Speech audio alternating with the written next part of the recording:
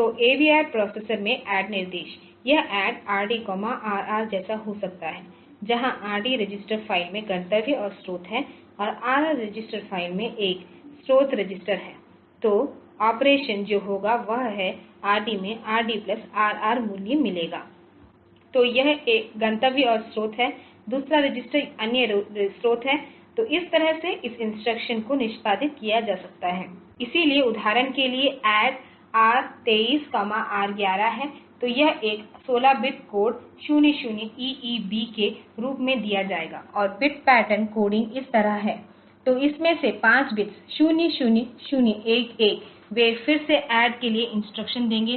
फिर अगले 5 लाल बिट्स यह 10111 वे पहले नंबर के रूप में रजिस्टर नंबर 23 देंगे और फिर यह 01011 वह 11 है। तो यह दूसरा रजिस्टर ऑपरेंड है। तो यह सभी इंस्ट्रक्शन इस पैटर्न का पालन करेंगे। तो इसे इस तरह एक कोडिंग मिल गया है। तो यह 0 बेमानी है, तो यह 0 अतिरिक्त है, तो यह 0 के रूप में लिया जाता है। तो सभी इंस्ट्रक्शन को इस तरह कोडित किया जाएगा। इसलिए यदि हम एड्रेसिंग मोड को देख रहे हैं तो फिर अलग अलग मोड हैं, जैसे कि रजिस्टर डायरेक्ट 1 और 2 0 रजिस्टर के साथ। इसलिए हम सीधे ऑपरेंड को एक रजिस्टर के रूप में निर्दिष्ट कर सकते हैं या IO डायरेक्ट को। तो आपके पास इनपुट आउटपुट पोर्ट से कुछ डायरेक्ट डेटा और indirect data pre decrement post increment के साथ हो सकता है और कोड मेमोरी एड्रेसिंग के साथ हो सकता है। तो हम इन एड्रेसिंग मोड्स को देखेंगे। रजिस्टर डायरेक्ट एक रजिस्टर जैसे INC R16, यह इंस्ट्रक्शन यह R16 रजिस्टर को बढ़ाएगा। यहाँ 16 बिट इंस्ट्रक्शन है। रजिस्टर फाइल में R16 को वह नंबर दिया गया है जो संबंधित सूचकांक D है। तो ऑप-कोड हिस्सा वहाँ होगा और यह D यह 4 बिट्स उस रजिस्टर की पहचान करेगा जिस पर आप ऑपरेशन करना चाहते हैं। तो यह D है जो वर्तमान रजिस्टर बैंक में रजिस्टर 16 की वृद्धि होगी या क्लियर R22, इसके आधार पर 22 यह गंतव्य होगा। तो यह D संख्या है। तो इस मामले के लिए यह D 16 होगा, दूसरे इंस्ट्रक्शन में D 22 होगा, तीसरे इंस्ट्रक्शन के लिए D 0 होगा। इसलिए यह ऐसा होगा, लेकिन 4 बिट्स कोडिंग 16 अलग अलग रजिस्टरों के बीच अंतर करने के लिए पर्याप्त होगा जो हमारे पास है। अब आप 2 रजिस्टरों के साथ रजिस्टर डायरेक्ट कर सकते हैं, जैसे कि यह add instruction add R6, R17। यहाँ हमारे पास यह रजिस्टर डायरेक्ट होगा और यह RR और RD है हमारे।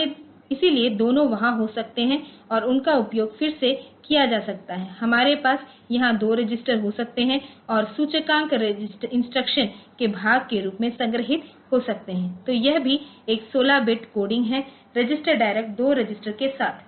तो इनडायरेक्ट यहाँ इन R16 पिन D है। तो पिन D यह कुछ पोर्ट नंबर की पहचान करेगा। तो यह ऐसा होगा कि यह P की पहचान करेगा। तो यह ऑपकोड हिस्सा है जो इन फिर R16 कहता है। तो यह रजिस्टर है।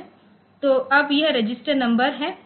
तो यह इस N पर आ जाएगा और इस IO मेमोरी पर यह Pin यह 64 इनपुट आउटपुट पिन के रूप में होगा जैसा कि हमने कहा है। तो यह 64 इनपुट आउटपुट स्थान है जिसे हमने देखा है। हमारे पास यह 60 से है जो भी पोर्ट नंबर जो हमने पहचाना है। तो उस पोर्ट से मान को इस संबंधित रजिस्टर में डाल दिया जाएगा। तो इस विशेष पोर्ट से मान रजिस्टर R16 पर आ जाएगा। इसी तरह आउट पोर्ट C, R16। तो यह इस R16 मूल्य पोर्ट C पर आउटपुट कर दिया जाएगा। फिर से पोर्ट C का कुछ पता होगा और उसी के अनुसार इसे चुना जाएगा।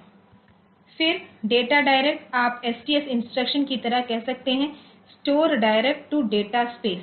तो यहाँ हमें यह ऑपकोड मिला है जो कि STS है और यह रजिस्टर जो रजिस्टर स्रोत के रूप में कार्य करेगा और यह मान इस गंतव्य पर जाएगा।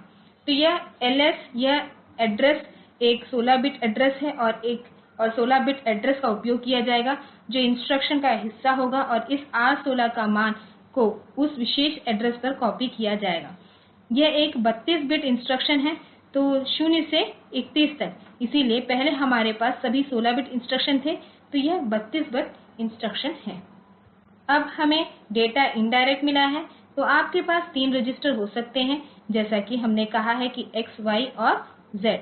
और इन रजिस्टरों का उपयोग इनडायरेक्ट एड्रेसिंग करने के लिए किया जा सकता है। तो आप कह सकते हैं कि एलडी R16, Y की तरह।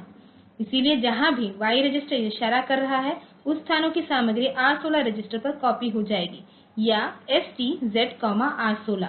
तो Z एक और सूचक है, तो जो भी हो R16 का मान वह Z रजिस्टर द्वारा इंगित मेमोरी स्थान में संग्रहीत किया जाएगा। तो हमें ये X, Y या Z रजिस्टर मिला है। आपके पास डेटा इनडायरेक्ट विथ डिस्प्लेसमेंट भी है, तो यह load with displacement LDD R16, Y 0x10 मूल्य 10 है। तो Y रजिस्टर के साथ वह 10 मान को जोड़ा जाएगा और यह ऑफसेट के रूप में कार्य करेगा जहां मूल्य लिखा जाना चाहिए। इसलिए यदि यह स्थान सामग्री 1000 है, तो इसके साथ यह 10 जोड़ दिया जाएगा, तो यह 1010 हो जाएगा और फिर उस स्थान की सामग्री को अपडेट किया जाएगा। इसी तरह हमारे पास एसटीडी हो सकता है, जहां हमने पहले इस अप्रत्यक्ष रजिस्टर का उल्लेख किया है और ऑफसेट को जो 0x20 कहा गया है उसके साथ जोड़ा जाएगा, वह मूल्य होगा और वहां रजिस्टर R16 का मूल्य संग्रहीत किया जाएगा। तो इस तरह हमें डेटा इनडायरेक्ट विथ डिस्प्लेसमेंट मिलेगा। एक अन्य mode data indirect with pre decrement है। Data indirect with pre decrement, यह एलडी है, कोई डिस्प्लेसमेंट नहीं है, तो वहां एलडी R16, ऋण Z है। तो यह है कि R16 में Z रजिस्टर द्वारा बताई गई मेमोरी लोकेशन से बताए गए मान को लोड किया जाएगा, लेकिन इससे पहले Z को 1 से घटाया जाएगा, तो यह प्री डिक्रीमेंट है। तो Z मान को घटाया जाएगा और फिर उस एड्रेस का उपयोग डेटा मेमोरी तक पहुंचने के लिए किया जाएगा।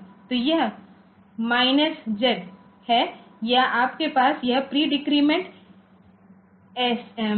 ST Z R16 हो सकती है। इसलिए आप स्थान तक पहुंचने से पहले डिक्रीमेंट कर सकते हैं और पहले R16 मान को Z -1 द्वारा इंगित मेमोरी स्थान में संग्रहीत किया जाएगा और साथ ही साथ Z को 1 से घटाया जाएगा।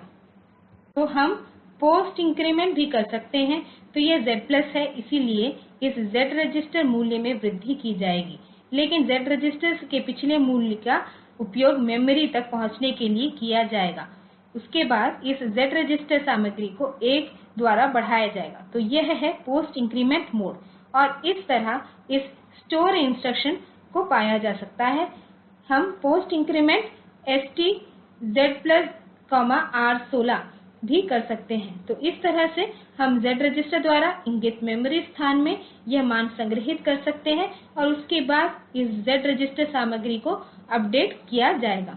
इसीलिए हम डेटा इनडायरेक्ट पोस्ट इंक्रीमेंट के साथ प्राप्त कर सकते हैं। इसलिए हमारे पास प्री इंक्रीमेंट और पोस्ट इंक्रीमेंट है।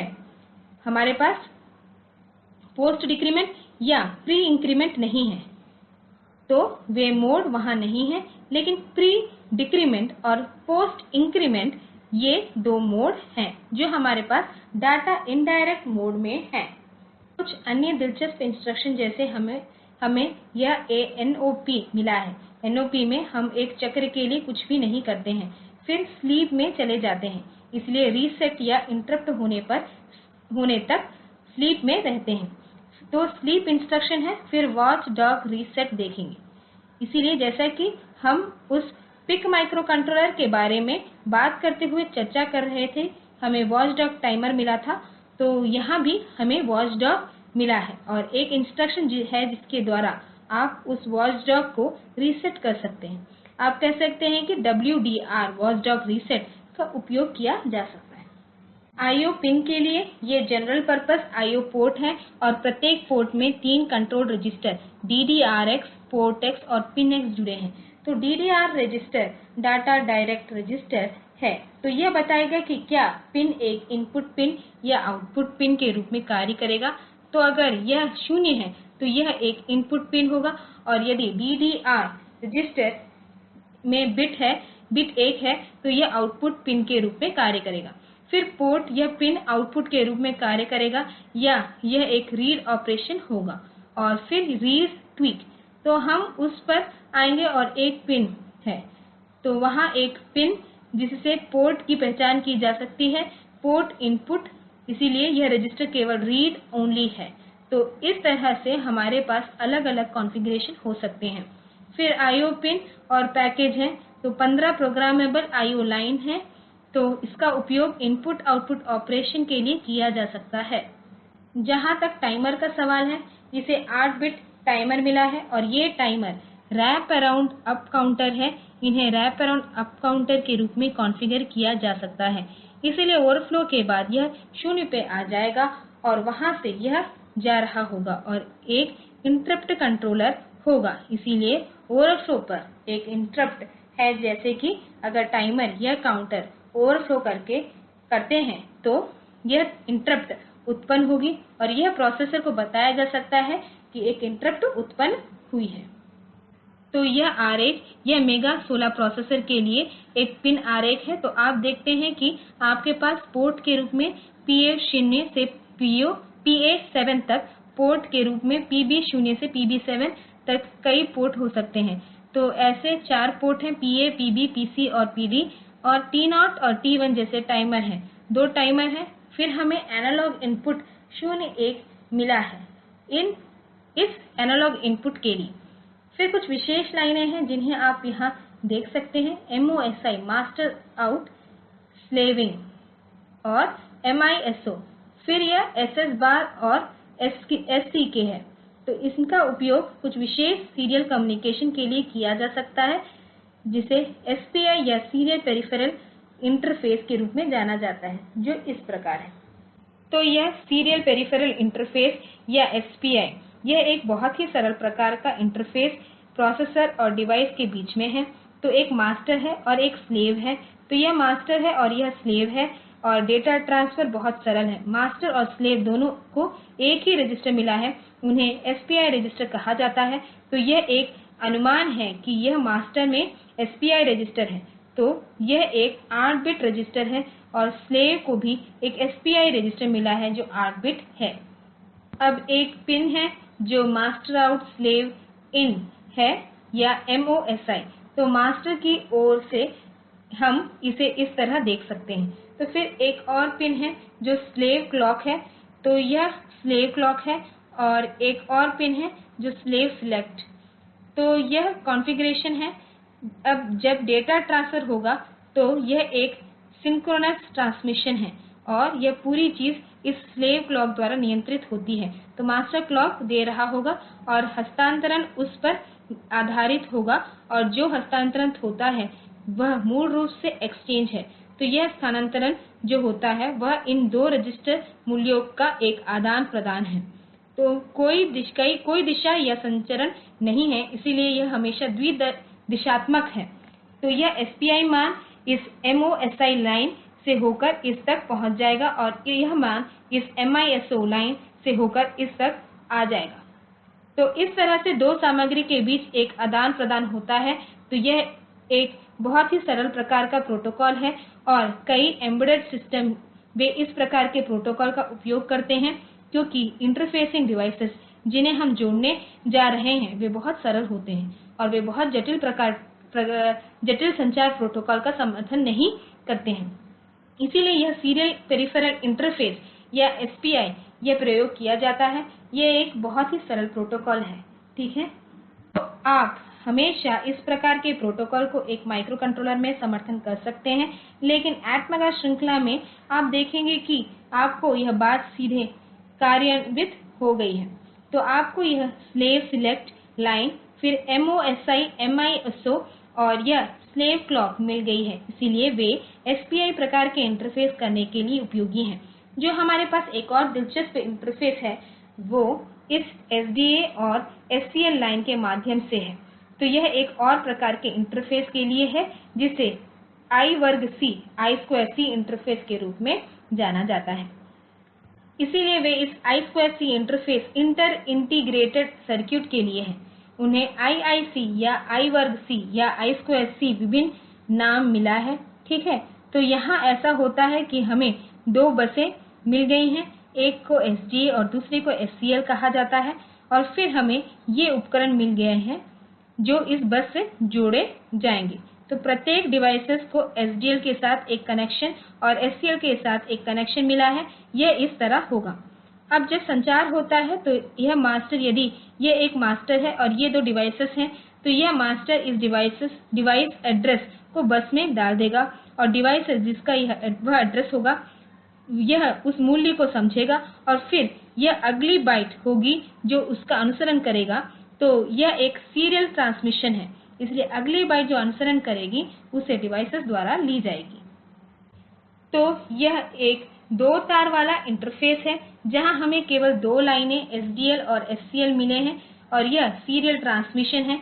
लेकिन हमारे पास कई बस मास्टर और कई बस स्लेव हो सकते हैं जिन्हें हम इस प्रणाली से जोड़ सकते हैं। तो यह मास्टर 1 है, यह मास्टर 2 है, और एक प्रोटोकॉल है जिसके द्वारा यह पता लगाया जा सकता है कि कोलिशन हो सकती है या कुछ और।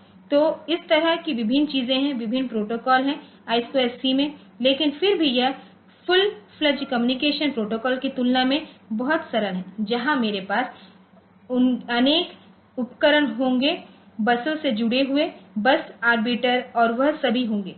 तो वे चीजें यहाँ नहीं हैं, इसलिए यह SPI और I वर्ग C वे 2 बहुत ही सरल इंटरफेसिंग मानक हैं, और प्रोसेसर की ATMEGA श्रृंखला में, इसीलिए आप उन्हें पाएंगे। तो वे उपयोगी हैं सिस्टम में कुछ सरल डिवाइस को जोड़ने के लिए। तो इनमें से कई डिवाइस जैसे कि रियल टाइम क्लॉक मॉड्यूल, फिर यह ADC मॉड्यूल, फिर यह छोटा मेमोरी चिप, उनके पास SPI या I2C है। तो इस तरह से डिजाइन उन लोगों के लिए सरल हो जाता है जैसे कि उन प्रोसेस या उन चिप, या अगर आप एक सेंसर डिजाइन कर रहे हैं और हम उस सेंसर के साथ एक अच्छा इंटरफेस के लिए हम परेशान नहीं हो रहे हैं, और उस सेंसर के पास USB इंटरफेस या RS232C इंटरफेस नहीं है, तो यह इन इंटरफेस में से किसी एक का समर्थन कर सकता है, और यह डिवाइस इस ATMEGA श्रृंखला प्रोसेसर से बात करने में सक्षम होगा। तो हमें यह टाइमर काउंटर 0 मिला है, यह 8 बिट अप काउंटर है, यह 0 से 255 तक गिनता है और फिर 0 पर वापस जाता है। क्लॉक का स्रोत आंतरिक या बाहरी हो सकता है। तो जब यह एक क्लॉक स्रोत है तो यह एक टाइमर है, जब यह क्लॉक के स्रोत बाहरी है तो यह एक काउंटर है जिसमें एक प्रीस्केलर हो सकता है। तो आप इस टाइमर मान को कुछ प्रारंभिक मूल्य पर आरंभ कर सकते हैं। तो इस तरह यह वहां से गिनती शुरू कर सकता है, फिर आउटपुट OC 0 के माध्यम से कैप्चर किया जाता है, तो जो कि PB 3 पिन 4 है। इसलिए यदि आउटपुट ओवरफ्लो है तो इस पर कैप्चर कर लिया जाएगा, यह भी ओवरफ्लो पर इंटरप्ट उत्पन्न करेगा। इसलिए जब भी यह 255 से 0 तक का संक्रमण करता है तो आप इसे एक इंटरप्ट को ट्रिगर करने के लिए प्रयोग कर सकते हैं। तो आप इसे इंटरप्ट ट्रिगर करने के लिए प्रयोग कर सकते हैं, ठीक उसी तरह जैसे 8051 में हमने देखा कि टाइमर को प्रोग्राम किया जा सकता है ताकि यहां पर इंटरप्ट उत्पन्न हो। तो यहाँ भी वही बात है और आप इंटरप्ट को ला सकते हैं। तो OCO आउटपुट कंपेयर है, तो यह एक आउटपुट कंपेयर मैच आउटपुट है। इसलिए यह तब होता है जब यह TCNT0 OCR0 के साथ मेल खाएगा। तो आउटपुट कंपेयर रजिस्टर 0 है तो यह मान वहां स्थानांतरित हो जाएगा, और जब भी यह काउंट मूल्य इस OCR0 रजिस्टर मूल्य के बराबर हो जाता है तो यह आउटपुट कंपेयर मैच सक्षम हो जाएगा। तो इसका उपयोग टाइमर काउंटर कंपेयर मैच के लिए बाहरी आउटपुट के रूप में हल करने के लिए किया जा सकता है। इसीलिए आंतरिक रूप से यह टाइमर कुछ कर रहा है, और यदि आप कुछ घटना के विशेष बिंदु का पता लगाना चाहते हैं तो आप वांछित समय मान को OCR रजिस्टर में डाल सकते हैं और फिर आप इस OCO पिन को देख सकते हैं। जब भी यह टाइमर मान उस OCR 0 रजिस्टर के साथ मेल खाएगा तो यह टाइमर काउंटर 0 कंपेयर मैच है तब उस आउटपुट OCO पिन को उच्च बनाया जाएगा। तो बाहरी दुनिया के लिए आपको पता चल जाएगा कि वर्तमान मूल्य में एक मैच है। तो हम इसका उपयोग कई अन्य ऑपरेशन को ट्रिगर करने के लिए कर सकते हैं। तो इसका उपयोग उस उद्देश्य के लिए किया जा सकता है। फिर हमें एक और टाइमर मिला है जो कि AVR टाइमर काउंटर 1 है, जो एक 16 बिट टाइमर है। वहाँ ड्यूअल कंपैरेटर A और B है। आउटपुट तुलना के लिए यह एक अप काउंटर है। यह एक ओवरफ्लो इंटरप्ट प्रदान करता है। यह अप काउंटर A B के साथ तुलना करता है। अगर तुलना मैच होती है तो एक इंटरप्ट उत्पन्न होगी और यह इंटरप्ट ICP पिन पर बाहरी घटना को कैप्चर करेगी। तो एक ICP पिन है।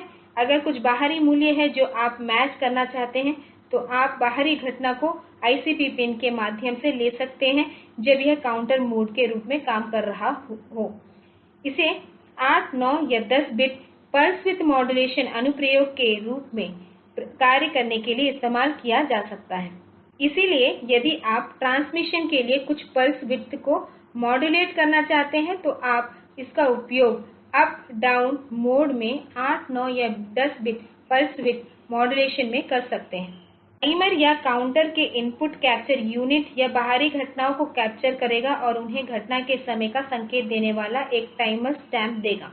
इसलिए यह एक महत्वपूर्ण सुविधा है जो इसके पास है। तो आप घटनाओं के होने के टाइम स्टैम्प को प्राप्त कर सकते हैं। बाहरी संकेत एक घटना या कई घटनाओं को इस ICP1 पिन के माध्यम से या एनालॉग कंपैरेटर यूनिट के माध्यम से दर्शाते हैं। तो इस तरह से आप AVR माइक्रोकंट्रोलर को ये बाहरी सिग्नल दे सकते हैं। टाइम स्टैम्प जो हमें मिला है हम इसका उपयोग फ्रीक्वेंसी ड्यूटी साइकिल की गणना के लिए या सिग्नल के अन्य विशेषताओं को प्राप्त करने के लिए कर सकते हैं।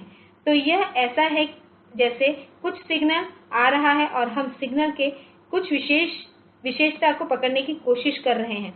इसलिए अलग अलग जैसे जैसे सिग्नल के मूल्य बदल रहे हैं हमने सिग्नल के मूल्य को टाइमर काउंटर मॉड्यूल से पकड़ रहे हैं।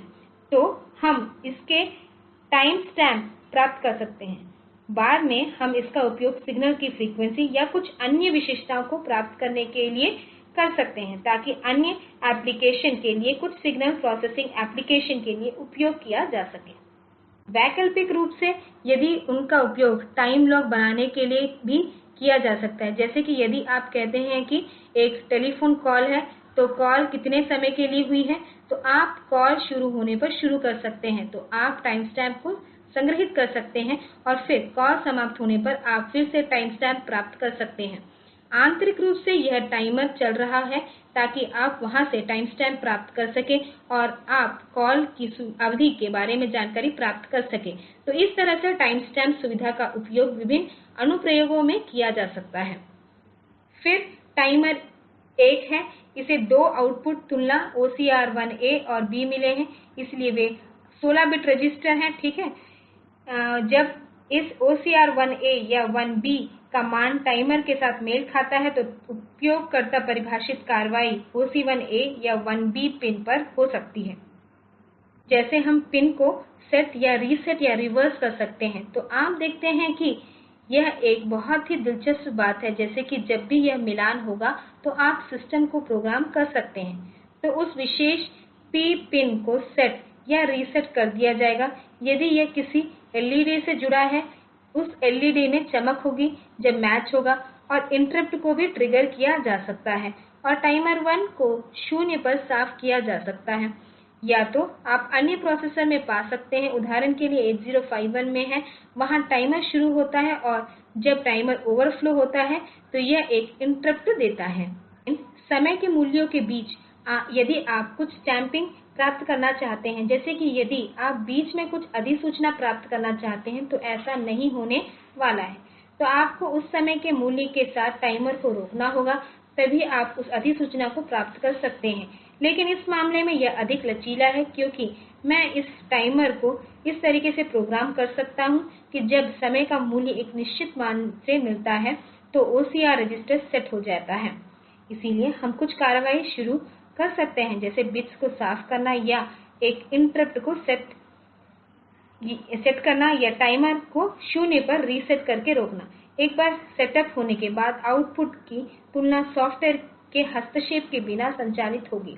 इसलिए आपको केवल यह बताना है कि मुझे इसकी तुलना करने की आवश्यकता है। तो जब यह एक बार हो जाता है तो यह लगातार करता रहेगा। इसलिए सटीक पुनरावृत्ति समय के साथ यह आवर्ती समय के लिए इसका उपयोग तब किया जा सकता है जब घटना फिर से हो रही हो। तो आप आवर्ती या कुछ टोन जनरेशन का पता लगा सकते हैं। साउंड इफेक्ट के लिए कुछ विशेष आवृत्ति को टोन उत्पन्न करना चाहते हैं। इसलिए विभिन्न ध्वनियों की विभिन्न संख्या और उनमें से प्रत्येक कुछ अलग अलग आवधिक सीमाओं के उत्पन्न के लिए किया जाएगा। इसलिए इस तरह मैं इस आउटपुट कैप्चर भाग को नियंत्रित करके और फिर डिजिटल सिग्नल जनरेशन जैसे इंफ्रारेड कम्युनिकेशन फिर सॉफ्टवेयर चालित सीरियल पोर्ट कर सकता हूं। इसलिए हालांकि जहां भी हमें किसी प्रकार के आवधिक चीज की आवश्यकता होती है जैसे कि 8051 में लगातार होती है, हमारे पास वह मोड 2 था जहां यह एक ऑटो रीलोड प्रकार का ऑपरेशन था। लेकिन यहां इसकी आवश्यकता नहीं है। तो यहाँ यह है कि आप इस OCR और टाइमर 1 आउटपुट का उपयोग इस ऑपरेशन को करने में